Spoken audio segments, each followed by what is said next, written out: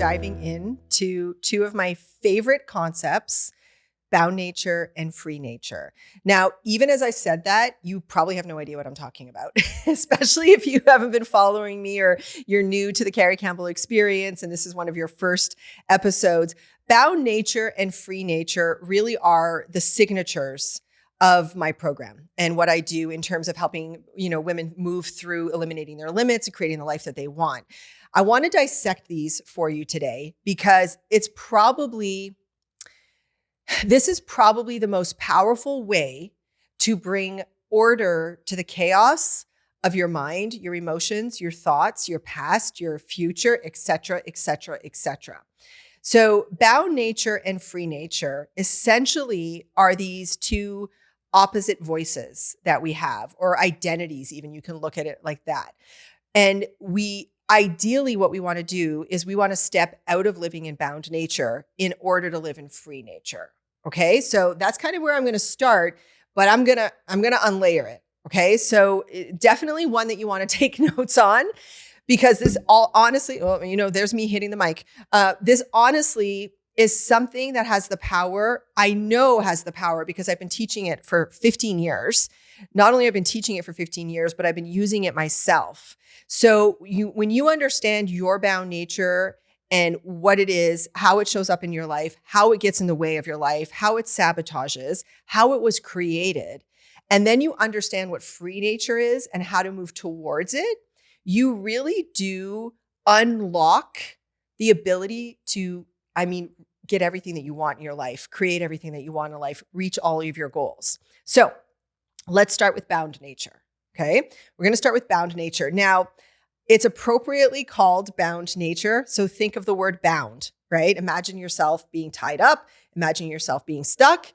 Bound nature literally means that you're in that part of your nature, your being, your unconscious mind that keeps you stuck. Bound nature keeps you stuck. Simply put, bound nature keeps you stuck. So what is your bound nature?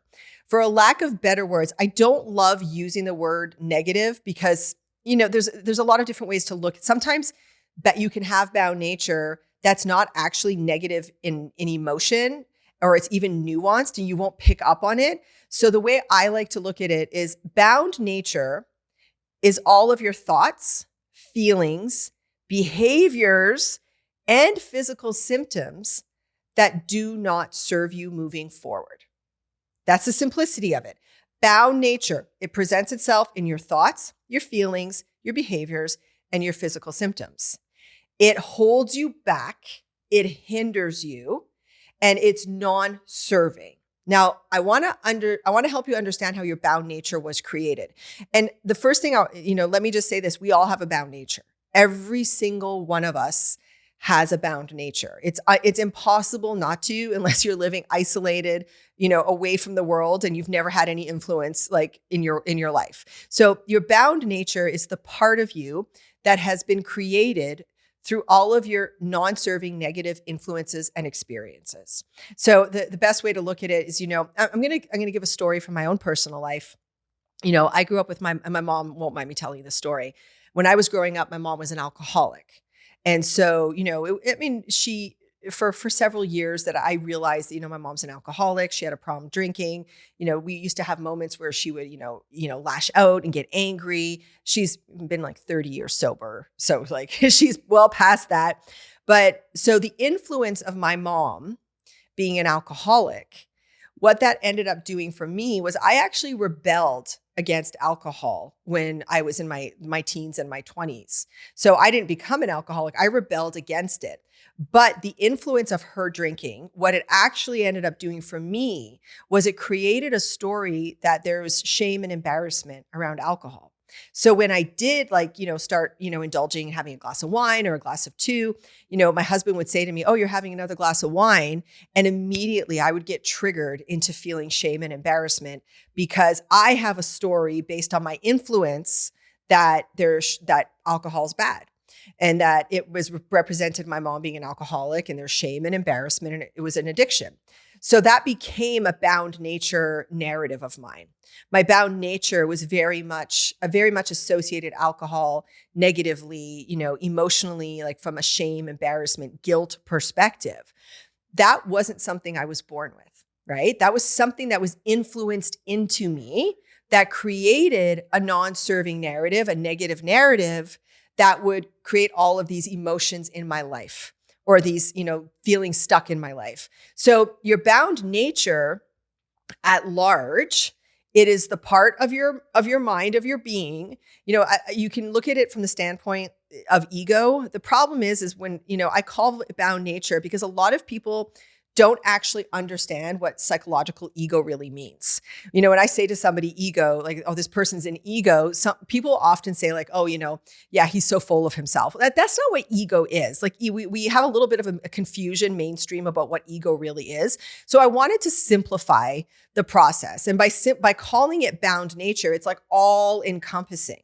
So all of your experience in life that has influences and experiences that have left you with non-serving narratives, thoughts, feelings, behaviors, physical symptoms, has created your bound nature. Your bound nature keeps you stuck. Simply put, right? And so, I want you to actually, I want to like kind of dive a little bit deeper into the standpoint of like influences and stuff like that, because they're so nuanced. It can be so nuanced. It can be simply, that you've grown up in a household where, your family believes that, money is the root of all evil. And although it wasn't like a big, huge conversation, there was this undercurrent all the time talking about, oh, people who have money, they're selfish or they're greedy or whatever the case may be. And maybe you weren't even a part of those actual conversations as you were growing up, but it was the culture of your home. And now, maybe you find yourself realizing that you have stories around money and you actually push money away because if you want money and you have money, well, that makes you a bad person. See how that's all done? Your bound nature is created for you. It's not something that you went out and asked for. It's created for you by all of the negative, non-serving experiences and influences you've had over your life. Oftentimes, I'm actually going to add this because I think it's really, really important to understand. Oftentimes, your bound nature is actually something that was created from a survival mechanism, a safety mechanism. I'll give myself as an example. I am like, I hate conflict. I don't love conflict. And so anytime in my life that there was conflict, I would adopt a behavior of becoming a people pleaser and just kind of like going with the flow and saying yes to anything. And, that helped me avoid not being in conflict. But what it also did was it put me in a position where I wasn't choosing myself.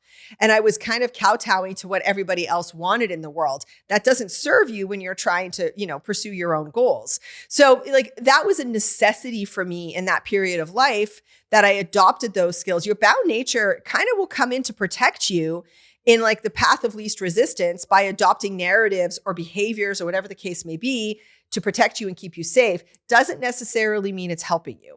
So that's your bound nature. Now, in terms of identifying your bound nature, because I think it's really important for me to give you the tools to be able to figure that out as well, I want you to think about it from the standpoint of these four things: your thoughts, your feelings, your behaviors, and your physical symptoms. It's not just what you're thinking. It's what you're doing. It's what you're saying. It's what you're feeling. So any of the non-serving thoughts that you have in a day, and it's really simple to look at a thought and ask yourself, is this helping me move forward or is it hindering my growth? Like the fear, the doubt, the worry, the jealousy, the envy, the insecurities, the lack of confidence, the worrying.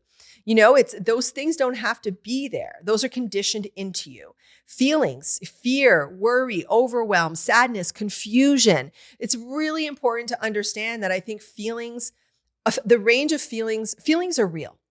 Right? When I say they're real, I mean like, yes, you have anxiety. Yes, you have sadness. Yes, you have depression. Yes, you have worry. Those things are natural. They're going to come. You're going to have those emotions, but you have to still step back and ask yourself, is this emotion helping me or hindering me? Is it serving me or is it not serving me? Because if you're living in constant anxiety, obviously it's not serving you. It's not moving you forward. So that's another way to look and identify your bound nature, your feelings. The third way is physical symptoms. What is your body telling you? When every time you get worried about something, do you get a sore stomach? Do you get a headache whenever there's conflict in your house? And not just physical symptoms from like the standpoint of your physical body, but even what your what your body does when you're in bound nature. So what do I mean by that? I find this one so fascinating. And everybody, you can relate to this. We can read, but the people that we know and we love, we can usually read if they're in a good place or a bad place based on their face, right? So I call it bound nature face. My clients, my clients always laugh at me because like I'll be on a group call and I have all of these ladies on a call, and I will at some point, no one has anything to say. And at some point I'll like open my mic up and I'll be like, so-and-so, I'm like, are you in bound nature today? And they're like, how did you know?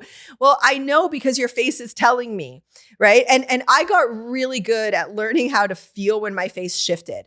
The muscles in my face contorted and I could feel it. So bound nature shows up in your physical symptoms, in your body, and then in your behaviors. What are you doing from a bound nature standpoint that's not helping you move forward? Are you waking up every morning and scrolling on Facebook and the next thing you know, you're in a comparative mindset?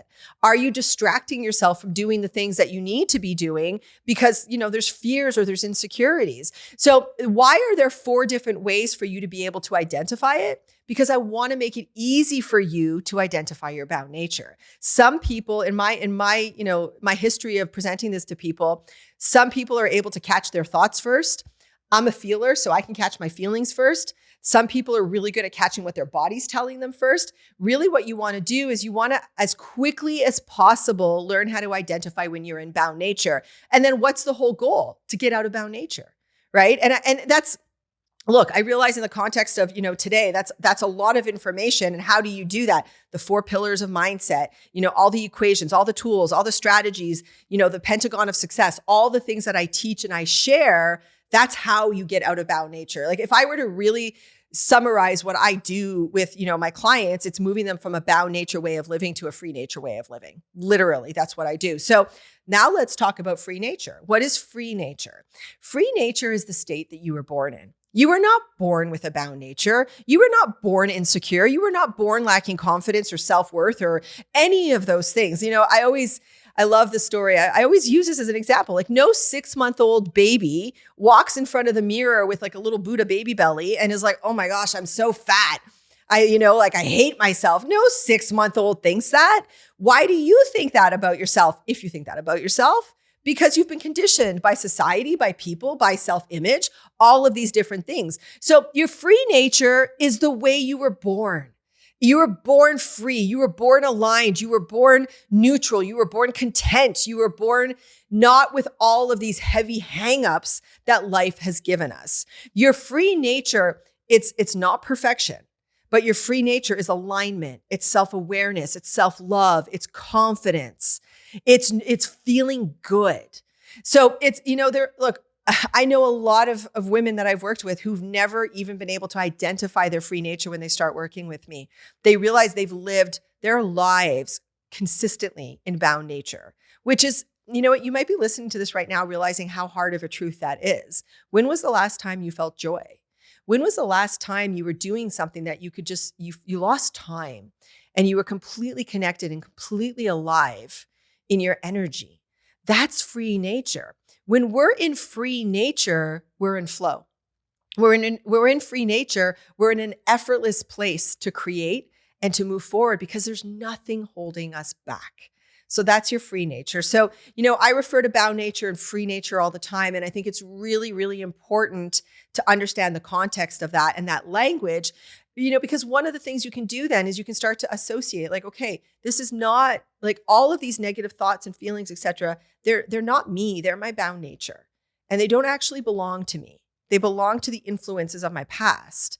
So then you can start to disassociate from them and release them in order to live a more free nature life, which is a life that's aligned and it's going to get you what you want. So that is bound nature and free nature in a nutshell.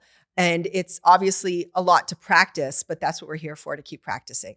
Your next level doesn't wait. So don't just listen, move. Share this episode, tag me at the Carrie Campbell _experience, and join us inside the No Woman Left Behind movement. Until next time, hold the vision, trust the process, commit to today so we can redefine, reclaim, and rise together.